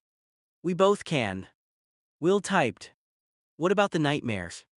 Dr. Smith leaned back slightly. We can work on that too, not all today, but we can. We can help your brain understand that the nightmare is old. Linda is not in the room, your tablet is with you, your dad believes you now. Will looked at Todd. Todd's voice was soft but firm. I believe you. Will cried harder. Bate moved closer and asked, can I hug you? Will looked at her for a long second, then nodded. Bate wrapped her arms around him carefully, crying against his shoulder. I am so sorry, she whispered. I am so sorry she made you feel like your voice was nothing.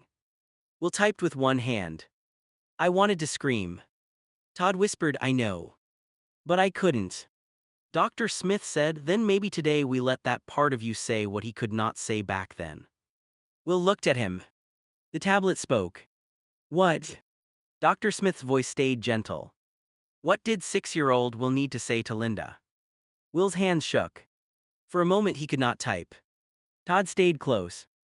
Bate let go just enough to see his face. Will looked at his tablet. His voice. His access. His proof that Linda was not in control anymore. Then he typed. You are mean. Everyone stayed quiet. Will typed again. I am not faking. Todd's face crumpled. The tablet continued. I need my tablet. Bate cried harder. I am scared. Todd whispered, I know, son. Will kept typing. My dad should believe me. Todd bowed his head. Yes, he should have. Will's breathing shook. The tablet spoke one last sentence. You do not get to take my voice. The courtyard went still. Dr. Smith nodded slowly. That is the truth. Will stared at the screen, crying. Todd reached for his hand. This time Will took it first. Todd held on like he was holding both versions of his son at once, the grown man in the power chair and the frightened little boy Linda had trapped with fear. I believe you, Todd said again. I believe all of it. Will looked at him. The tablet spoke. Say it again. Todd did not hesitate. I believe you. Will cried.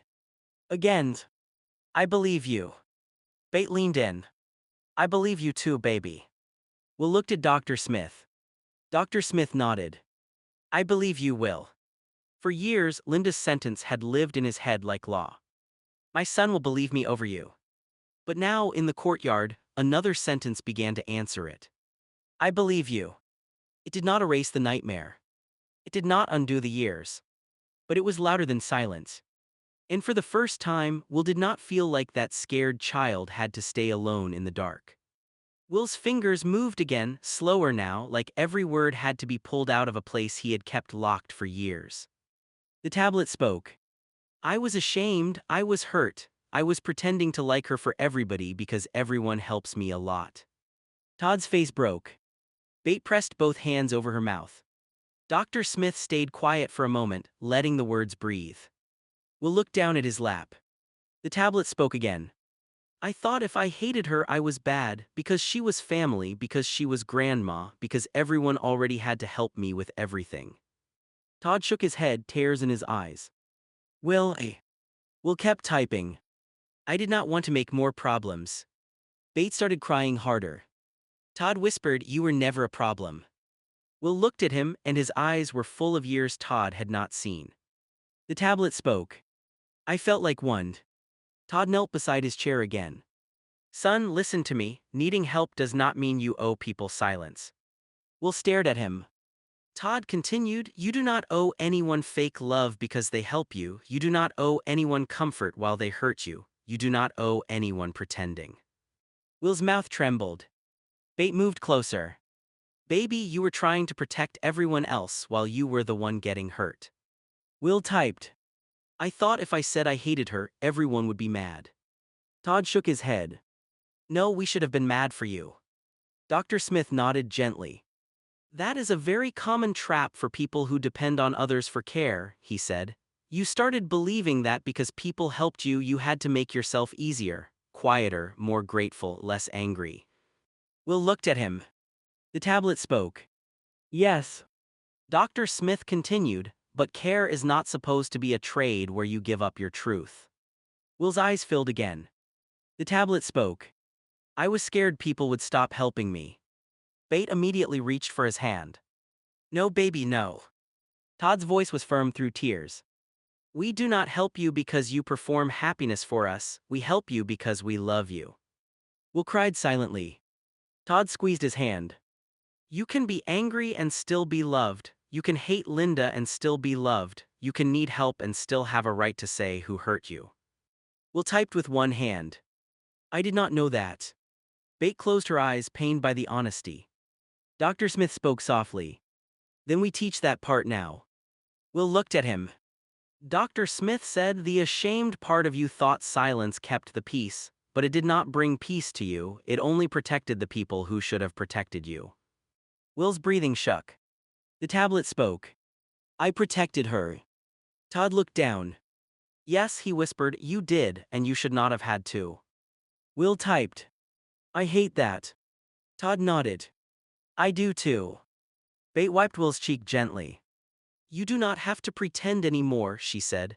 Not for me, not for your dad, not for Henry, not for family, not for anyone. Will looked at her. The tablet spoke. What if I say something ugly? Todd answered, then we listen for the pain under it.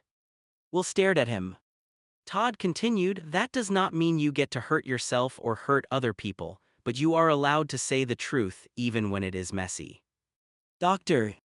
Smith nodded. Messy truth is still truth. Will swallowed hard. The tablet spoke. I hate Linda. Todd nodded. I know. I hate what she did. You should. I hate that I smiled at her. Bate whispered you were surviving. Will cried harder. I hate that little me had to act. Todd put a hand over his chest. I hate that too, son. Dr. Smith leaned forward slightly. Can I say something to that younger part of you? Will looked unsure, but after a moment he nodded. Dr. Smith's voice softened.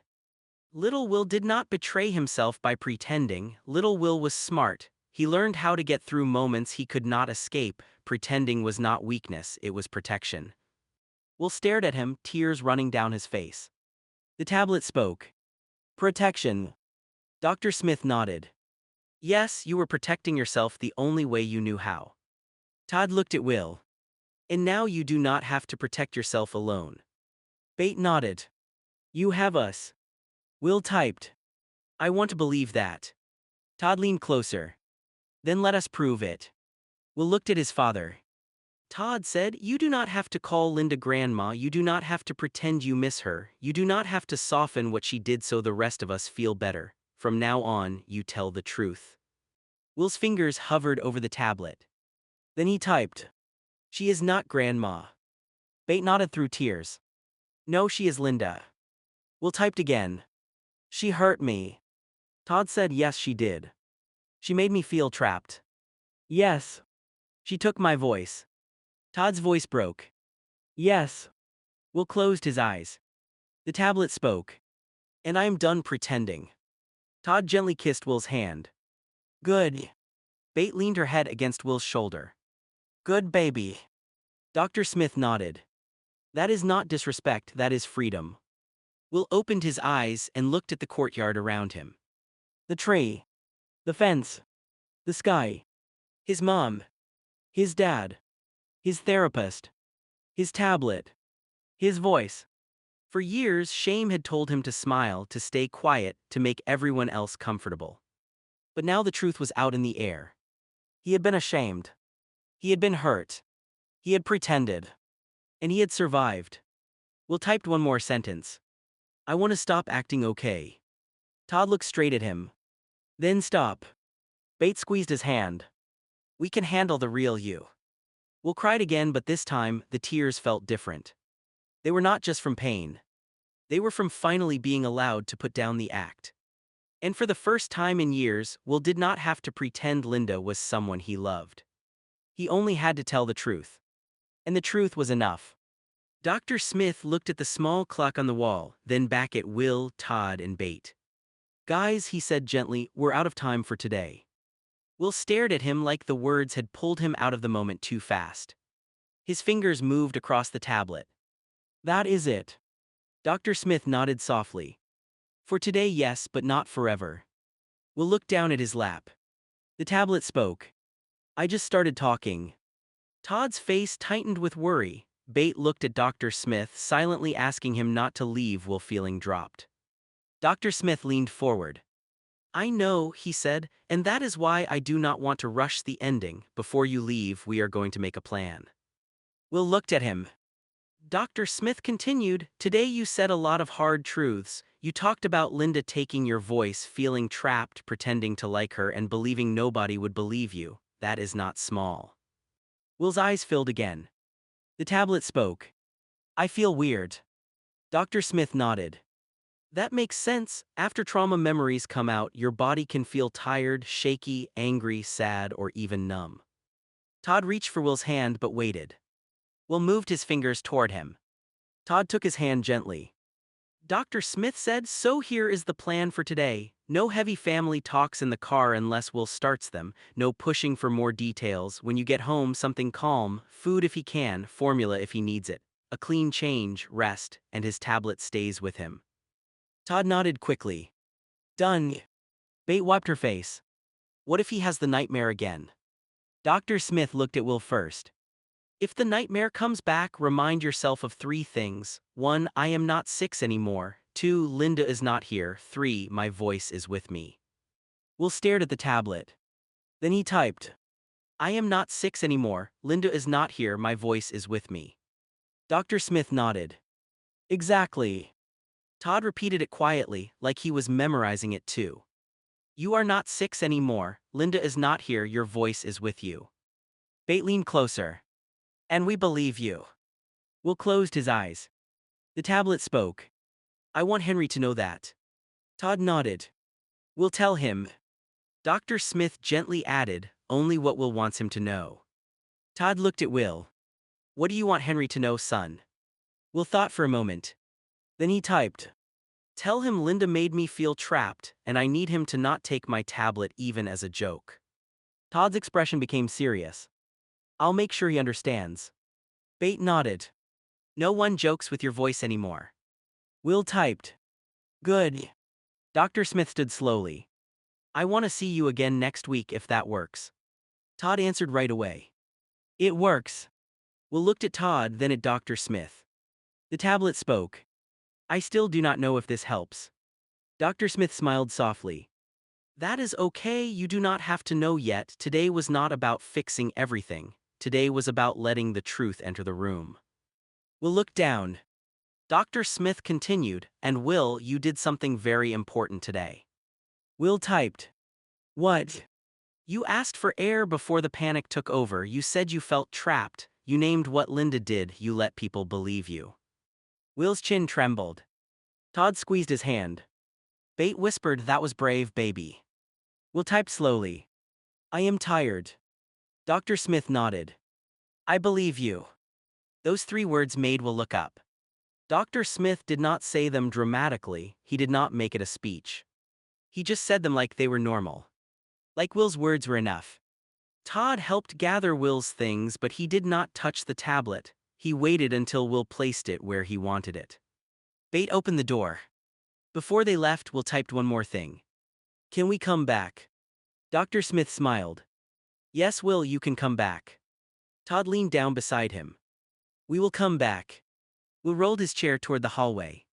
The session was over, but for once, being done did not feel like being abandoned. It felt like a pause. Not silence. A pause. And this time Will left with his tablet in his hand, his parents beside him, and the words still echoing in his head. Not Linda's words. "Dr. Smith. I believe you." Will stopped near the hallway before they reached the front doors of Dr. Smith's office. His hand hovered over the tablet for a second. Then he typed, "Hold this for me until I'm in the van." Todd looked down at the tablet, then back at Will. For a moment he did not move. Not because he did not want to help.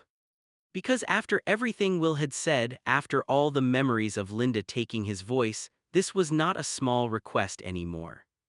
Todd's voice was careful. "Are you asking me to hold your tablet?" Will looked at him and nodded. Todd asked softly, "Just until you're in the van?" Will typed, "Yes, I want you to hold it because I asked, not because someone took it." Todd's eyes filled. Bate covered her mouth. Dr. Smith, standing near the office doorway, stayed quiet but his face softened. Todd nodded slowly.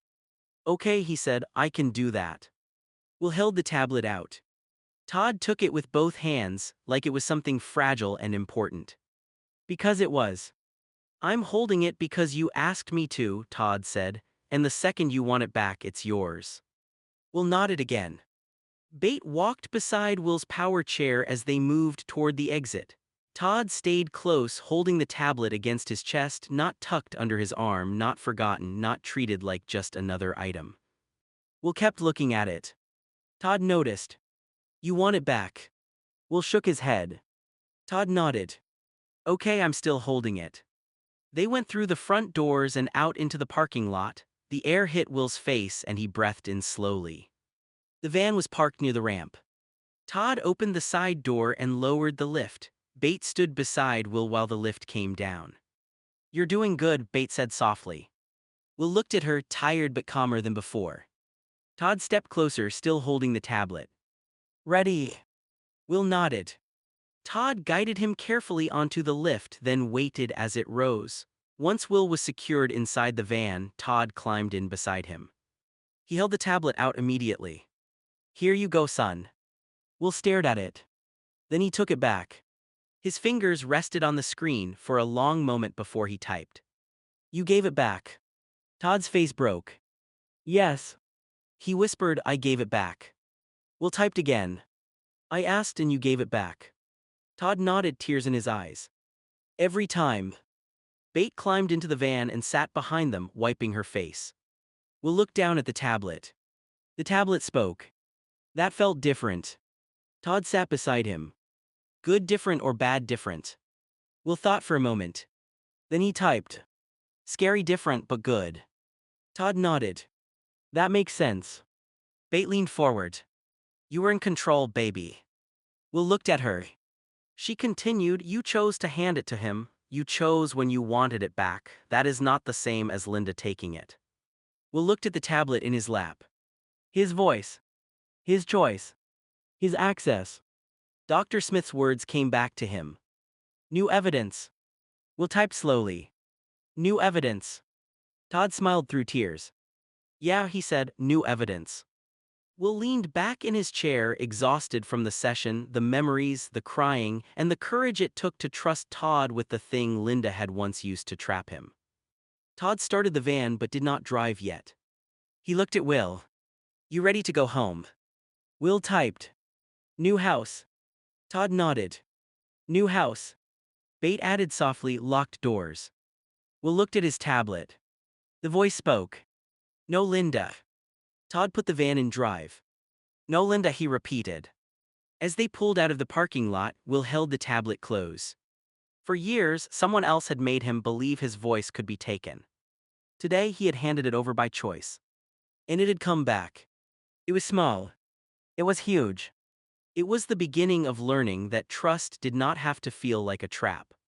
When they got home, the new house was quiet for a little while. Will stayed in the living room, his power chair parked near the window. His tablet rested on his lap, close enough that his fingers could touch it whenever he needed. Todd had helped him get settled, and Bate had brought him a drink and checked his tube without making a big deal out of it. No one pushed him to talk. No one asked for more details. For once, quiet felt like rest instead of being trapped. Then the front door opened. Henry came in first, backpack hanging off one shoulder. Behind him was his friend Dan, who looked around the new house with curious eyes. "Mom, Dad, I'm home," Henry called. Bate came from the kitchen. "Hey, Henry, shoes off, please." Henry kicked his shoes off near the door. Dan looked into the living room and saw Will sitting there with the tablet on his lap. He leaned toward Henry and said, not quietly enough, "You don't have an iPad, but your brother does." Henry froze. Todd looked up from the kitchen table. Will's fingers stopped moving. Dan did not seem to understand what he had said. He just pointed a little toward Will. "I mean, that's kind of unfair, right?" Henry's face changed fast. "He needs one," Henry said. "I want one." Dan blinked. "What?" Henry stepped in front of him a little, blocking him from staring at Will. "He needs it," Henry repeated. "I want one, there's a difference." Dan looked confused. Henry glanced at Will, then back at Dan. "That's not a toy for him," Henry said. "That's his voice." Dan's face went red. "Oh," he said, "I didn't know." Will looked down at the tablet, his hand resting flat on the screen. Todd stood up slowly, watching Will more than Dan. Henry lowered his voice. "You don't joke about it," Henry said. "You don't grab it, you don't ask to play on it, you don't call it unfair, it's how he talks." Dan nodded quickly. "I'm sorry," he said, "I really didn't know." Henry looked back at Will. "Will," he said carefully, "he didn't know, but I told him." Will did not type right away. The room got tense. Bate came closer, but she stopped herself from speaking for him. Todd remembered Dr. Smith's words. "Give him time." Will's fingers finally moved. The tablet spoke. "It is okay." Henry's shoulders relaxed a little. Then Will typed again. "It is not an iPad." Dan nodded fast. "Yeah, sorry, I get it now." Will stared at him. The tablet spoke again. "No, you don't, but you can learn." Dan swallowed. "Okay," he said, "I can learn." Henry looked proud for half a second, then tried to hide it. Todd walked into the living room and put a hand on the back of Will's chair. "Good job speaking up, son," he said softly. Will looked at him. The tablet spoke. "I wanted to say nothing." Todd nodded. "I know, but you didn't." Henry came closer, but not too close. "I remembered what you said," Henry told Will. "No jokes with your voice." Will looked at him for a long moment. Then he typed. "Good." Dan shifted awkwardly near the door. "So, should I go?" he asked. Will looked at him. The tablet spoke. "No, just don't be dumb." Henry laughed. Dan smiled nervously. "Fair." Bate let out a small breath, relieved. Todd looked down at Will's tablet. Earlier that day, Will had handed it to him by choice. Todd had given it back. That had been new evidence. Now Henry had defended it without being asked. That was new evidence too. Will looked at Dan again and typed. "Ask before you talk about my stuff." Dan nodded. "I will." Will typed. "And Henry still should not have one." Henry gasped betrayal. For the first time since therapy, Will smiled. It was small. Tired. But real. Henry pointed at him. "You smiled, I saw that." Will typed. "No proof." Henry looked at Dan. "You saw it, right?" Dan nodded. "I saw it." Will typed. "Both of you are annoying." Henry grinned. "Yeah, but I defended your voice, so I get a pass today." Will looked down at the tablet, then back at Henry. The tablet spoke. "One pass." Henry nodded seriously. "I'll use it wisely." Bate laughed softly from the kitchen. Todd sat down beside Will, his eyes wet but calm. The moment could have gone badly. A careless comment could have pulled Will back into Linda's words, back into that old feeling of being trapped and voiceless. But this time someone stepped in. Henry stepped in. Not perfectly, not like an adult, not with fancy words. Just like a brother. He needs one, I want one. And somehow that was enough. Will rested his hand on his tablet. His voice was still with him. And this time everybody in the room knew it mattered. Dan looked at Will and shifted his backpack higher on his shoulder. Sorry, Will, he said. Will watched him for a second, then typed. Thanks, Dan. Dan nodded, still looking embarrassed. Then Will's fingers moved again. Now did you kick Henry's ass in basketball? Henry's head snapped toward him. No, Henry said quickly. Dan looked at Henry, then at Will. Yes, Dan said. Will's tablet spoke. I knew it. Bate laughed from the kitchen. Henry threw his hands up. Wow, my own brother. Will typed. You are short. Henry pointed at him. You are literally sitting down. Will stared at him. The room froze for half a second. Henry's face dropped. Wait, bad joke, sorry. Will looked at him, then slowly typed. That was almost funny. Henry blinked, almost. Will typed. You are improving.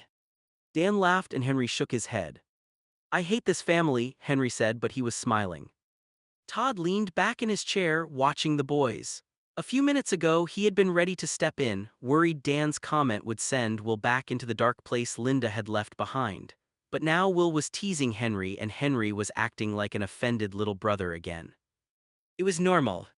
Not perfect. But normal enough to matter. Dan walked a little closer, still careful. So Will, Dan said, you like basketball? Will typed. I like watching Henry lose. Dan grinned, then you would have loved today. Henry groaned, Dan shut up. Will typed. Score. Dan smiled wider, 11-4. Will turned his chair slightly toward Henry. The tablet spoke. 4. Henry crossed his arms. The sun was in my eyes. Dan looked confused, we were indoors. Will typed. Sad. Bate laughed again. Henry pointed at Will, you know what, next time you can coach me. Will typed. You need more than coaching. Todd covered his mouth, trying not to laugh. Henry looked betrayed, Dad, don't laugh. Todd cleared his throat. I'm not. Will typed. You are. Todd smiled, okay, a little. For the first time since the therapy appointment, Will's shoulders did not look so tight.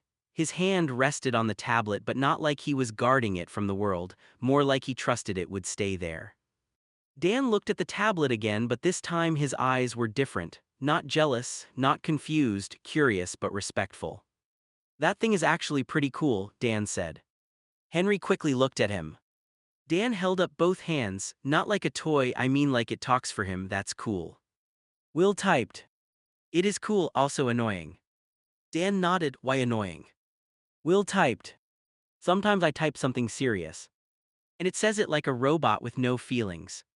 Henry laughed, that is true, it could say I hate you and sound like it's reading homework. Will typed. I do hate you. The tablet said it in the same flat voice. Dan burst out laughing. Henry pointed at the tablet, see, no emotion. Will typed. It meant it. Henry put a hand over his heart, after I defended your voice, hurtful. Will looked at him. The tablet spoke. One pass is over. Henry gasped, already. Will typed. Yes. Todd smiled, but his eyes were wet. Bate noticed and walked over, placing a hand on his shoulder. Will saw them and typed. Don't cry, Henry losing his happy news. Todd laughed, then really laughed.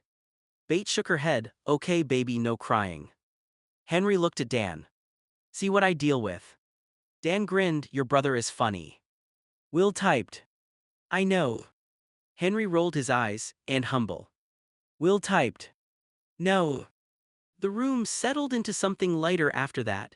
Dan and Henry dropped their backpacks by the wall and went to the kitchen for snacks. Bate reminded them to wash their hands. Todd stayed near Will, not hovering, just there. Will looked down at his tablet. Earlier it had carried pain. Now it carried jokes. Both met.